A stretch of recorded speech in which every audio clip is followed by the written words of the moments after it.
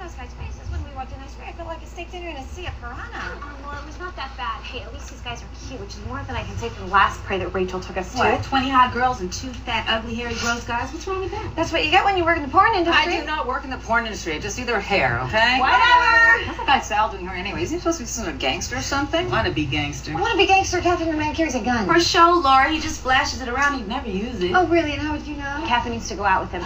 Is this true? No, it is not true. I never used to go out with him. I slept with him once, but I never went out with him. And what? He was a perfect gentleman, terrible lover, but a perfect gentleman. Terrible lover? What do you mean? Well, the guy walks around like he thinks it's a stud or something. Exactly. He does protest too much. Oh, what's the problem? He didn't know how to do it right? Are you kidding? He did not know how to do it at all. I couldn't get this man to go down on me if we were on the Titanic. Oh! Shit. Why? I don't know. I think he said he had some sort of germ thing. A germ thing? Yeah, like what, a phobia or something? Mm-hmm. Like a germ phobia? Yeah, I hate when guys say that. It makes me feel so unsanitary. That's because you are unsanitary. Oh, fuck yourselves. Yeah, but what about the penis cat? I mean, was the penis bad too? Yeah, what's it do with the dick? Catherine says he's got a cock the size of Florida. Oh, is this true? No, it is not true. It's what it's what. Is it like the Cape of Good Hope? No. Is it like Cape Canaveral?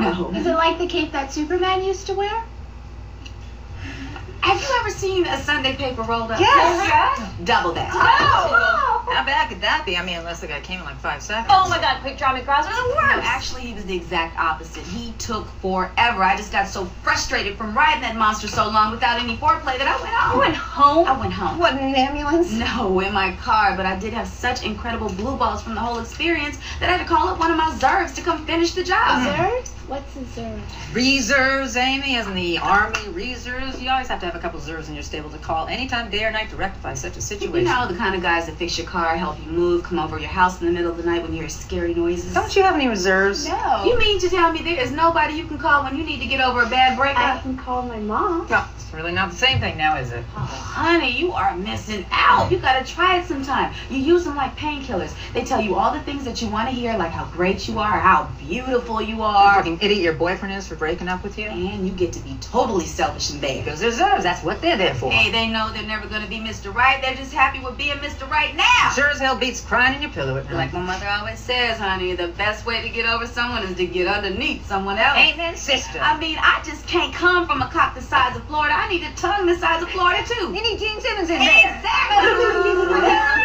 Right, that's enough. Jesus Christ, I've heard enough. That's disgusting. You two are just disgusting. I mean, I can't believe I'm hearing this. What the hell has happened to you two? You sound like a couple of men. I mean, with the blue balls and the Zergs. I mean, whatever happened to closeness and intimacy? Since when did you two become so desensitized? Oh, please, Laura. You have to have sex at least once every millennium before you can lecture us on the situation. Rachel, I might be the only woman left on planet Earth who can lecture you on this subject. I mean, listen to yourselves. Where are your priorities? Instead of getting some random guy to just come over to your house to rub out an orgasm for you and repair your fridge, don't you want somebody who will always be there for you in the middle of the night to protect you from those scary noises? What are you, fucking delusional, Laura? You sound like a Hallmark card. Besides, you can't argue the subject with me because you just use a word that does not exist. Oh, really? And what word is that? Always. Use the word always. And always is the key to every woman's heartbreak. Why? Because we expect that he will always be there. We expect that we will always be loved no matter what we do or what we look like. Well, that is clearly not the case now, is it? Because we get fat and we get old. We get traded in for younger models every day. So the simple truth is, the only always is that everything changes. And in my experience, men's whims are the most changeable of all. So, no, I guess is the answer to your question. No, I do not want some guy to tell me that he is always going to be there to protect me from the scary noises at night, because then I'm going to know he's a liar. I protect myself just fine, thank you very much. Oh, yeah, with what? Your vibrator? What are you going to do, massage him all the day? Believe me, sister, I don't need no vibrator. Oh, I know. You've got the entire population of Uruguay on speed dial, just in case the Boston Celtics don't work out. You know, you are such a fucking hypocrite, Laura.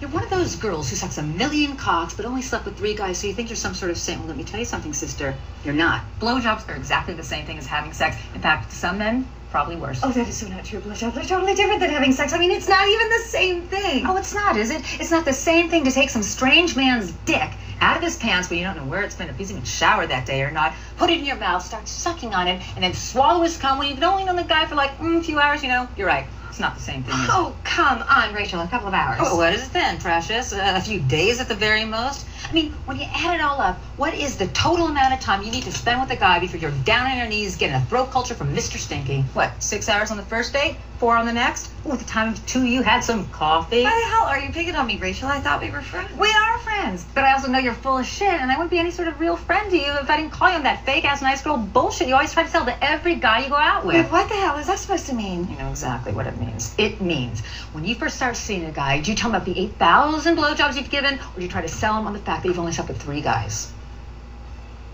That's what I thought. So don't try selling it to me either, because then you're not being a very good friend to me now, are you? You want a real relationship? Fine.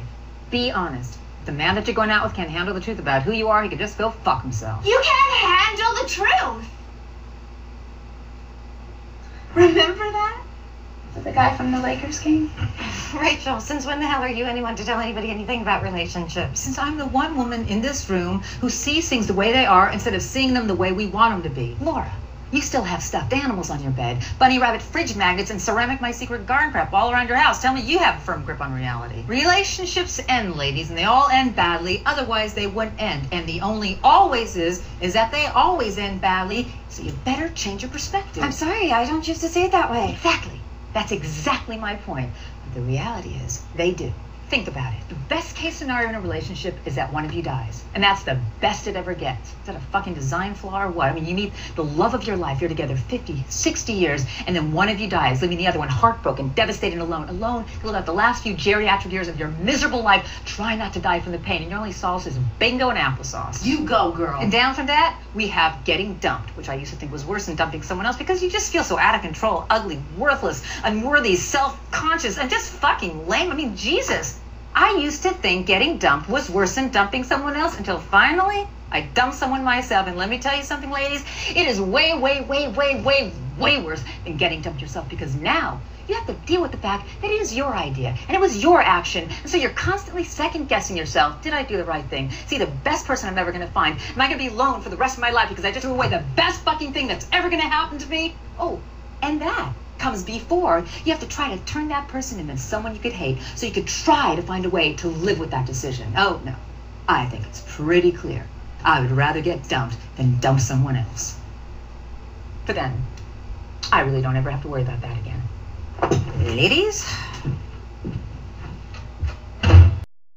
Are you kidding me? Are you kidding me? What just got into her? No one yet. That's probably the problem. Relax, Laura. Rachel's fine. Fine, yeah, sure, fucked up, insecure, neurotic, and emotional. Sure, she's fine. Hey, at least she's honest. Do you know how hard it is to do what she does? So you understand that scheduling can be a problem. No, Laura. Rachel tells the men in her life exactly where they stand. Yeah, right behind her where she's been over the sink. No, Laura. Rachel tells them the truth. Not what they want to hear, but the actual truth. And I think that's pretty admirable, considering the fact that culturally, as women, we're conditioned to lie. What? What are you talking about? Oh, yeah, I got to hear this. All right, fine, listen. You know how a man, if he has sex with like 100 women, he's considered a stud, but if a woman sleeps with like 10 guys, she's considered a whore. So how the hell does a woman not start feeling like she has to lie with the pressure of that kind of ridiculous double standard? That's not lying, that's just not giving all the information. That's shady. No, that's justification. No, that's reality. If men weren't so infantile about confronting their women's history, then we wouldn't have to lie, would we? I mean, do you know how much easier my last relationship would have been if I didn't have to deal with the "did you fuck him" questions all the time? Hey, man! Hey, Jesus Christ, did you fuck him, huh? Did you fuck him? Who was that guy? How do you know that guy? Did you fuck him? Who are you on the phone with, huh? Who are you on the phone with? Did you fuck him? Why is there a guy's voice on your answering machine? Did you fuck him? And the younger the guy is, the worse it is. Or Latino. Or, heaven forbid, they should ever actually meet anyone that you have been with. Oh, and then it's sulking for days. Or attitude. And then they never stop bringing the shit up. Never. Why don't you go fuck so-and-so? I mean, they're worse than elephants, and that's just dealing with their insecurities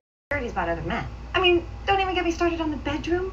Do you know how patient I have to be with these big, oversized fucking babies? Like my mother always says, I already got 2 children. I don't need a third. Okay, so you're admitting that lying is part and parcel of the construct of your relationship. I don't know, Deb. Is it lying to tell a child that there is a Santa Claus if it makes them feel better about Christmas? I don't know, Laura. Is it lying not to tell a man about fucking the Raiders if it makes him feel better about marrying you? You know what, Deb, fine. If that's what you want to call it, fine. But as far as I can see, we don't have any choice. Sister, if I have to choose between not telling a man every last detail about my life so that things can go smoothly, or being completely honest and staying up all night fighting about it, then really ain't no choice. You know what I'm saying? Yes, I do. And you know what, Amy? You're right. Men can't handle the truth. And the sooner we all learn that, the smoother things will be. Excuse me. I'm sorry. I just can't believe that things have gotten that bad. That relationships have just turned into one big coping contest that we're all trying to endure like Chinese water torture. See, sweetie, that's why I only date married men. because I know they're unavailable, and there's a limit to the torture. Oh, that is so wrong on so many levels. I don't even know what to say. Wait, what are you talking about? You went out with Sal. He was never married. Yeah, I know that now, but I didn't know that then. I mean, the man used to wear a wedding ring. He later told me that he wore it to attract women. What, did it? Well, hell, it attracted me. Oh my God, Catherine, why? Because, Deb, I figure if a man is married, there's got to be something good about him. I mean, at least he can commit. Yes, but then you go make him cheat, so the commitment thing goes out the window. Yeah, but by that time, I'm already over him. Don't you understand what I'm trying to tell you? No. It's not about the sex, sweetie. It never is. Anybody can have sex. It's about the walk up the stairs. Okay. Is it me, or is everybody else on this planet just absolutely crazy? Oh no, we're all definitely crazy. It's just the ones who think that they're not that you have to worry about. What do I know? I don't know anything.